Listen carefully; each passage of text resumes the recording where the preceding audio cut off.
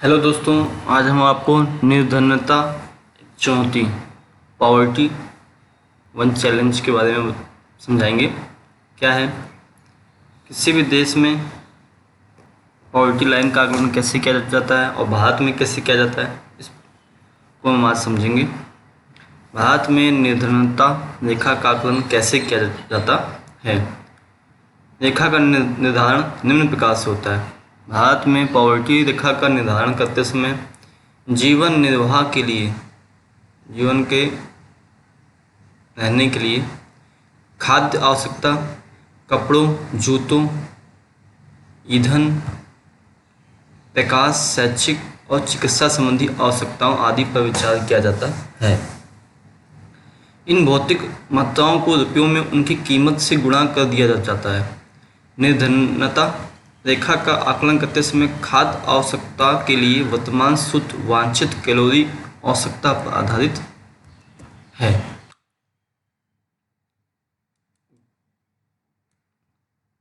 ग्रामीण क्षेत्रों में 328 रुपये प्रति माह और शहरी क्षेत्रों में 454 रुपये प्रति माह निर्धारित किया गया। वो व्यक्ति 328 रुपये प्रति माह से नीचे कमाता है, ग्रामीण क्षेत्रों में 454 रुपये क्या है,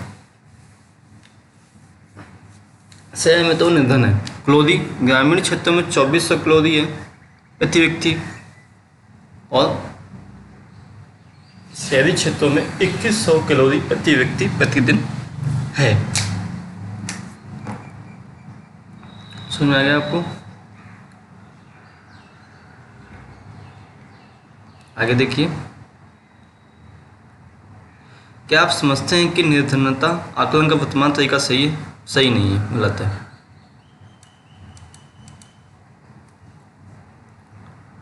वर्ष 1973 से निर्धनता की प्रवृत्तियों की चर्चा कीजिए। भारत में निर्धनता अनुपात में वर्ष 1973 में लगभग 55% से वर्ष 1993 में 36% तक गिरावट आई है और 2000 में पॉवर्टी लाइन के नीचे के निर्धनों का अनुपात और भी गिरकर 26% आ गया। समझिए, 55 थी, 36 आई, 26 आई। यदि यही प्रवृत्ति रही तो अगले कुछ वर्षों में पॉवर्टी रेखा से नीचे के लोगों की संख्या 20% से भी नीचे आ जाएगी। यद्यपि निर्धनता रेखा से नीचे रहने वाले लोगों का प्रतिशत पूर्व के दशकों में गिरा है। निर्धन लोगों की संख्या 32 करोड़ के लगभग काफ़ी समय तक स्थिर रही है। नवीनतम अनुमान निर्धनों की संख्या में कमी लगभग 26 करोड़ गिरावट के संकेत देते हैं। इन्होंने बता दिया कहाँ कितनी निर्धनता है, कैसे है। 55 से हुई थी, 36 पे आई, 26 पे अटकी और 20 पे आके चली जाएगी। भारत में निर्धनता में अंतर राज्य असमानताओं का एक विवरण प्रस्तुत करें। भारत के प्रत्येक राज्य में निर्धन लोगों का अनुपात एक समान नहीं है। यद्यपि 1970 के दशक के आरंभ में राज्य स्तरीय निर्धनता में सुदीर्घकालिक कमी हुई है। भारत के 20 राज्यों और केंद्र शासित प्रदेशों में निर्धनता अनुपात राष्ट्रीय औसत से भी कम रहा है। समझ बात को आप? आगे देखिए, निर्धनता अब भी उड़ीसा, बिहार, असम, त्रिपुरा, उत्तर प्रदेश में गंभीर समस्या है। उड़ीसा और बिहार कम से 47 और 43% निर्धन औसत के साथ दो सर्वाधिक निर्धन राज्य बने हुए। भैया कौन से हैं? एक तो बिहार है, दूसरा उड़ीसा है। उड़ीसा, मध्य प्रदेश, बिहार, उत्तर प्रदेश में ग्रामीण निर्धनता के साथ नगरीय निर्धनता भी अधिक है। इन राज्यों में दोनों है, अर्बन और रूरल दोनों है। इसकी तुलना में केरल, जम्मू कश्मीर, आंध्र प्रदेश, तमिलनाडु, गुजरात और पश्चिम बंगाल में निर्धनता में उल्लेखनीय गिरावट आई है। पंजाब और हरियाणा जैसे उच्च राज्य कृषि वृद्धि दर से निर्धनता को कम करने में पारंपरिक रूप से सफल रहे हैं। पश्चिम बंगाल में भूमि सुधार उपायों से निर्धनता कम करने में सहायता मिली है। आंध्र प्रदेश और तमिलनाडु में अनाज का सार्वजनिक वितरण इसमें सुधार का कारण हो सकता है। मतलब उतना नहीं हो पाया, लेकिन इन लोगों ने इतना सुधार कर दिया। तो आप समझ जाइएगा कि उड़ीसा और बिहार यहाँ निर्धनता को ज़्यादा है, समझे बात को आप। ये उत्तर प्रदेश का भी नाम है, एमपी, और जो तमिलनाडु और जो आंध्र प्रदेश है, यहाँ पे निर्धनता का जो रेशियो था वो कम ऐसे किया गया कि जो सार्वजनिक वितरण प्रणाली सिस्टम था वो बहुत अच्छी तरीके से सरकारी महकमे से अमल में लाया गया, और वहाँ की जो जनता है वो लाभान्वित हुई।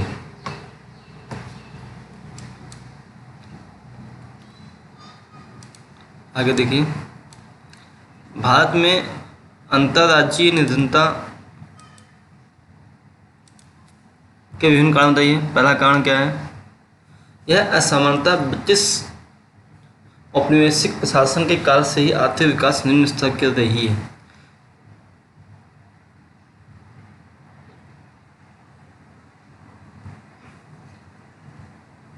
राज्य सरकारों द्वारा हस्तशिल्प, कृषि, घरेलू उद्योग और उद्योगों की उपेक्षा रही है। सिंचाई और हरित क्रांति के प्रसार से कृषि क्षेत्र में रोजगार के अनेक अवसर सृजित हुए हैं, लेकिन इनका प्रभाव भारत के कुछ भागों तक सीमित था।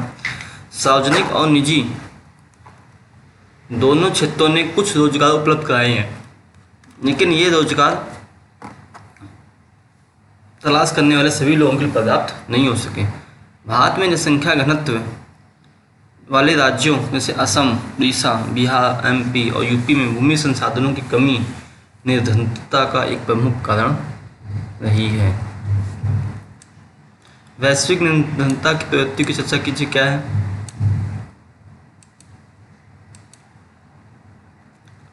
वैश्विक निर्धनता का निर्धारण विश्व बैंक परिभाषा के अनुसार किया जाता है। इसके अनुसार विकासशील देशों में अत्यंत आर्थिक निर्धनता $1 से कम आय पर जीवन निर्वाह करना है। विश्व बैंक ने बोला कि भैया विकासशील देशों में जो अत्यंत आर्थिक पॉवर्टी है उसका है जो व्यक्ति $1 से कम कमाएगा वो है क्या? निर्धन। वैश्विक रूप से यह अनुपात 1990 के 28% से गिरकर 2001 में 21% हो गया, और चीन में निर्धनों की संख्या 1981 में 60.6 करोड़ से घटकर 2001 में 31.2 करोड़ हो गई। दक्षिण एशिया के देशों भारत, पाकिस्तान, श्रीलंका, नेपाल, बांग्लादेश, भूटान में निर्धनों की संख्या में गिरावट इतनी तीव्र नहीं हुई है। निर्धनों के प्रतिशत में गिरावट के बावजूद निर्धनों की संख्या में थोड़ी ही कमी आई है, जो 1981 में 47.5 करोड़ से घटकर 2001 में 42.8 करोड़ रह गई।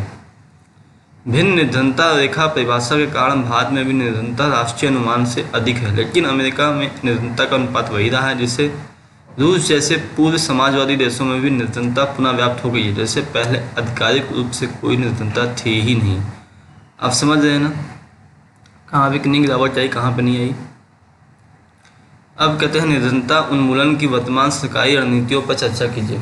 रणनीतियाँ तो बहुत बनती हैं, रोजगार के योजनाएं भी बहुत बनती हैं, लेकिन अमल में जो ला पाती हैं सामान्य जन मानस उससे कितना लाभान्वित होता है, ये हमारे बी ग्रेड ऑफिसर्स और ए ग्रेड ऑफिसर्स पे बहुत कुछ डिपेंड करता है। निर्धनता उन्मूलन की वर्तमान सरकारी नीतियां जो कि आर्थिक समृद्धि को प्रोत्साहित किया है वो निम्नलिखित हैं। पहला देखिए, प्रधानमंत्री राष्ट्रीय ग्रामीण रोजगार गारंटी अधिनियम, प्रधानमंत्री रोजगार योजना, स्वर्ण जयंती ग्राम स्वरोजगार योजना, प्रधानमंत्री ग्राम उदय योजना, राष्ट्रीय काम के बदले अनाज योजना और अंत्योदय अन्न योजना।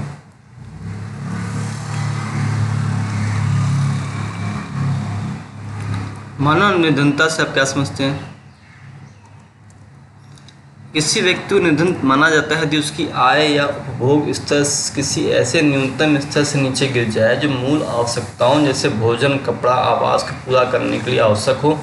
अर्थात वही व्यक्ति निर्धन है जो इन जीवन निर्वाह के लिए आवश्यक मूलभूत जरूरतों को पूरा नहीं कर पा रहा है। और भारत में सबसे अधिक निर्धन कौन है? महिला, बच्चे, विशेषकर लड़कियां और वृद्ध लोग निर्धनों में सबसे निर्धन है, क्योंकि इनके पास अपना कुछ आय नहीं होता और ये परिवार के अन्य लोगों पर आश्रित होते हैं। राष्ट्रीय ग्रामीण रोजगार गारंटी अधिनियम 2005 की मुख्य विशेषताएं क्या हैं? 200 जिलों में प्रत्येक परिवार को साल में 100 दिन की गारंटी की योजना। यह योजना 1/3 रोजगार महिलाओं के लिए आरक्षित है। केंद्र सरकार राष्ट्रीय रोजगार गारंटी कोष भी स्थापित करेगी। अगर 15 दिन के अंदर रोजगार मुहैया नहीं कराएगी तो बेरोजगारी भत्ता भी आपको मिलेगा। आपको अपने पॉवर्टी क्या है समझा दिया है, फिर से बता देते हैं। निर्धनता या गरीबी एक अवस्था है जिसमें जीवन जीने के लिए न्यूनतम उपयोग रोटी, कपड़ा, मकान, शिक्षा, स्वास्थ्य जैसी मानवीय आवश्यकताओं को प्राप्त करने में असमर्थता या अभाव को निर्धनता कहते हैं। प्रधानमंत्री रोजगार योजना का प्रारंभ कब किया गया तथा इसके प्रमुख 2 उद्देश्यों का उल्लेख कीजिए। प्रधानमंत्री रोजगार योजना का आरंभ 2 फरवरी 2006 को 200 जिलों में लागू किया गया। इसके 2 प्रमुख उद्देश्य निम्नलिखित हैं। क्या है? भारत में कोई भी व्यक्ति निर्धन ना हो। इस योजना के अंतर्गत पढ़े लिखे शिक्षित बेरोजगारों को धन मुहैया कराकर रोजगार के अवसर प्रदान करना ताकि बेरोजगारी कम हो। अब भारत में गरीबी के 4 प्रमुख कारण बता दीजिए। सबसे पहला कारण तो हमारा यही है, निरंतर बढ़ती हुई जनसंख्या। जनसंख्या में बेतहाशा वृद्धि भारत में गरीबी का प्रमुख कारण है। निरक्षरता के कारण शहरों में और गांवों में कारीगर, मजदूर और किसानों का हर कोई शोषण करता है और उचित मजदूरी नहीं मिल पाती। बेरोजगारी भारत में गरीबी का प्रमुख कारणों में से एक बेरोजगारी है। सामाजिक कारण शादी ब्याह और त्योहारों के अवसर पर लोग कर्ज लेकर फजूल में खर्च करते हैं और कर्ज में डूबते चले जाते हैं। भारत में सबसे निर्धन राज्य कौन सा है? उड़ीसा। स्कूल के बच्चों के लिए दोपहर में भोजन की क्या योजना है?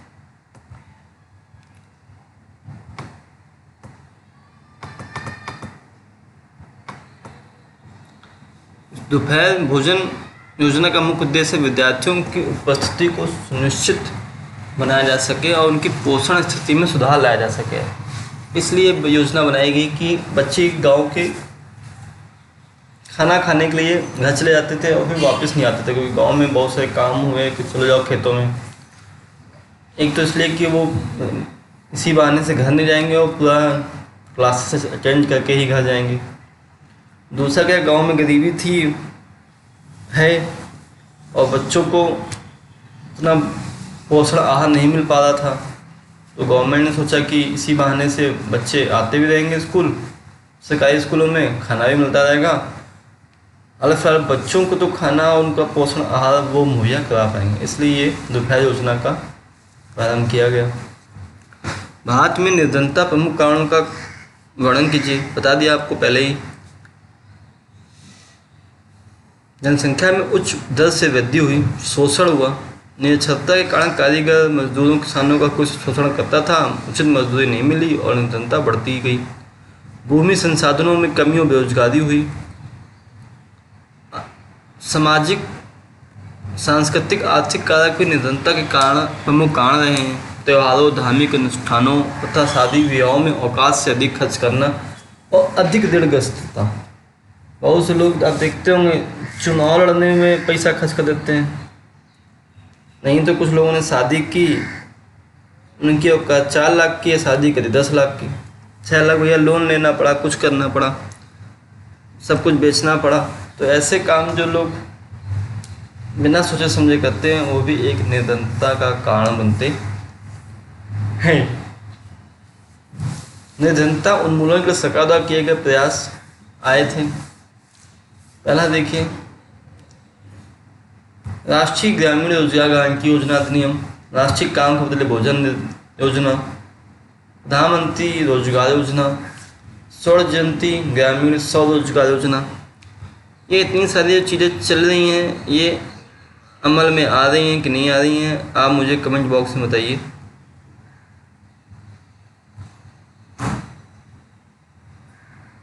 क्या आपके अनुसार चीज़ें लागू सही तरह से हुई हैं? ऐसे हुई हैं। अगर नहीं हुई होती तो आज त्राहिमाम हो रहा होता।